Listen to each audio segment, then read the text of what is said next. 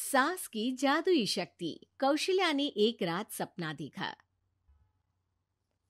कौशल्या राजपूत, तुमने किए हैं जीवन में अच्छे अच्छे कर्म, इसलिए अब से जब तुम चाहो गायब हो सकती हो, जिसके लिए तुमको सिर्फ चुटकी बजानी होगी और चुटकी बजाते ही तुम गायब।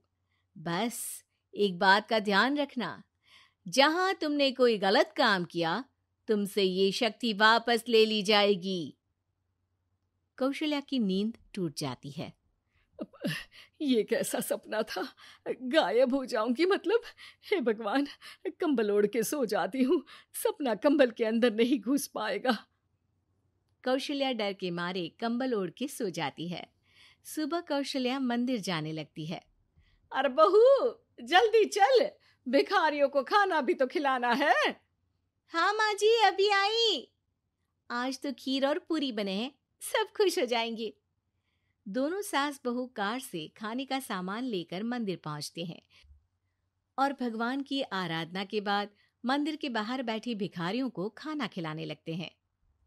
दीदी, आप हर हफ्ते आते हो, इतना सारा करते हो हम लोगों के लिए। मैं आपके लिए रोज अलग से दुआ मांगता हूँ। ये तो फर्ज है हमारा। दीदी, थोड़ी पैसों की मदद हो जाती तो अच्छा होता। बड़े चौराहे पे मेरी बीवी भीख मांगती है, उसका इलाज करवाना है, 100-200 रुपए लग जाएंगे। कौशल्या उसी वक्त भिखारी को 500 का नोट दे देती है और दोनों सास बहू वहां से लौटने लगती हैं। तभी कौशल्या को कोई शंका होती है। अब बहू रुक, तो मैं अभी आई। कौशल्या वापस वहीं जाती है तो देखती है कि भिखारी वहां है ही नहीं। कौशल्या को रात का सपना याद आता है। वो चुटकी बजा के गायब हो जाती है और सीधे भिखारी के पास पहुंचती है, पर भिखारी को वो दिखाई नहीं देती। कौशल्या देखती है कि भिखारी उन पैसों से शराब खरीद रहा है और कौशल्या उसे वहीं एक चाटा मारती है। अरे कौन है बे? एक और चाटा पड़ता है। अरे कौन है? कौन है? हिम्मत है तो सामने आओ। भिखारी को झूठ बोलने पर तड़ातड़ चांटे पड़ते हैं। वो वहां से भाग खड़ा होता है। कौशल्या चुटकी बजा के वापस बहू के पास आ जाती है और मन ही मन सोचती है, ऐसे तो मैं कितने गलत काम रोक सकती हूँ, कितनी ताकतवर हूँ मैं, किसी को पता भी नहीं चलेगा। सासू माँ, आप क्या सोच रही हो? अब कुछ नहीं, कुछ भी तो नहीं। ठीक है, मुझे ना थोड़े पैसों की जरूरत थी। मेरे कजिन भाई है ना, उनकी तबीयत थोड़ी इधर उधर हो रही है। वो तो खुद से नहीं कहेंगे कि पैसे दे दो, पर बहन होने के नाते मेरा तो फर्ज बनता है ना कि भाई की मदद करूं। अरे हाँ हाँ, ले जाना पैसे। पैसे इसीलिए तो कमाते हैं कि जरूरत में काम आ सके। घर पहुंच के कौशल्या अपनी बहू को 10,000 रुपए दे देती है। कब जाएगी तुम मायके? कल शाम की ट्रेन है। दोनों काम में लग जाती हैं। तभी काम वाली दीदी वहां आती है। आज ना मैं आप लोगों के लिए पनीर बनाऊंगी। ठीक है, मंगवा लेती हूँ पनीर। पड़ोस की दुकान वाला पनीर दे जाता है और काम वाली बाई पनीर से रेसिपी बनाने लगती है। आज अपनी सुपर पावर काम वाली बाई पे ट्राई करती हूँ, देखूं तो सही किचन में करती क्या है ये। सास चुटकी बजा के गायब हो जाती है और किचन में पहुंचती है। बाई को खबर भी नहीं है कि कौशल्या भी किचन में ही है। आज तो मैं भी पनीर की सब्जी बनाऊंगी रात को अपने घर, और थोड़ा सा घी भी रख लेती हूँ। वैसे भी कौशल्या बुढ़िया खा खा के मोटी हो गई है। कौशल्या बाई की चोरी पकड़ लेती है और गुस्से में बाई की चोटी ऊपर उठा देती है। बाई को समझ भी नहीं आता कि उसकी चोटी खड़ी कैसे हो गई। वो डर के मारे चीख पड़ती है। बहू भागते हुए किचन में आती है। अरे क्या हुआ? ये तुम्हारी चोटी खड़ी कैसे है? करंट लग गया है क्या? पता नहीं, शायद किचन में ना भूत है। बाई वहां से भाग खड़ी होती है और कौशल्या चुटकी बजा के अपने कमरे में टीवी देखने लगती है। बहू वहां जाती है। माँ जी, किचन में ना भूत है, बाई भाग गई। अरे भागने देना, भूत का तो पता नहीं, किचन में चोर जरूर था और वो थी अपनी काम वाली। अच्छा हुआ चली गई। बहू को कुछ समझ नहीं आया। उसने किचन में जो देखा उसके सदमे में जो थी वो अभी तक। अगले दिन बहू अपने मायके के लिए निकल जाती है। कहीं भिखारी और काम वाली की तरह बहू भी तो मुझे धोखा नहीं दे रही। अरे कहीं वो पैसे ले जाके शॉपिंग तो नहीं करने वाली ना। अभी पता लगाती हूँ, मुझसे कुछ छिपा है भला। जैसे भगवान सब देख रहा है वैसे ही मैं भी सब देख रही हूँ। सास को अपनी शक्ति पर घमंड आ गया था।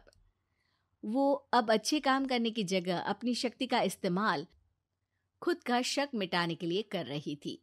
वो चुटकी बजाती ही बहू के मायके चली जाती है। भैया, आपने बताया क्यों नहीं कि इतनी तबीयत खराब है? अरे तेरी सास बूढ़ी हो गई है, इतना भला काम करती है, उनकी मदद कौन करता है? यहाँ तो और भी लोग हैं ना। भैया, मेरे पास कुछ पैसे हैं, आप दूसरे डॉक्टर को दिखा दीजिए ना। अरे मुझे लगता है कि मेरा टाइम आ गया है, मुझे जाना होगा। कमरे में भाई की आत्मा को लेने यमदूत आ चुके थे। कौशल्या भले ही किसी को नहीं दिख रही थी, पर यमदूत ने उसे देख लिया। यही आत्मा है शायद, परछाई दिख रही है, पहले ही तैयार खड़ी है। अरे आप कौन हो? यमराज का नाम सुना है? हैं? आप यमराज हो क्या?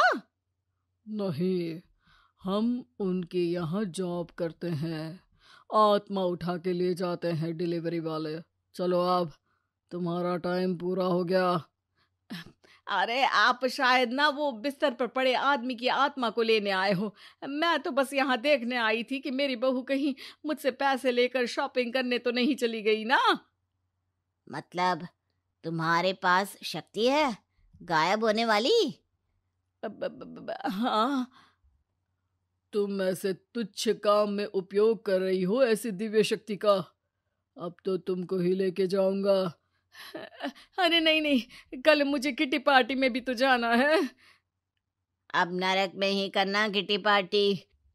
नहीं नहीं नहीं। 3 बार नहीं क्यों बोल रही हो? टीवी सीरियल चल रहा है क्या एकता कपूर का? अरे प्लीज मुझे जाने दो। आप तो उस बीमार आदमी की आत्मा को लेने आए थे ना। गलत डिलीवरी करोगे तो यमराज डांटेगा ना।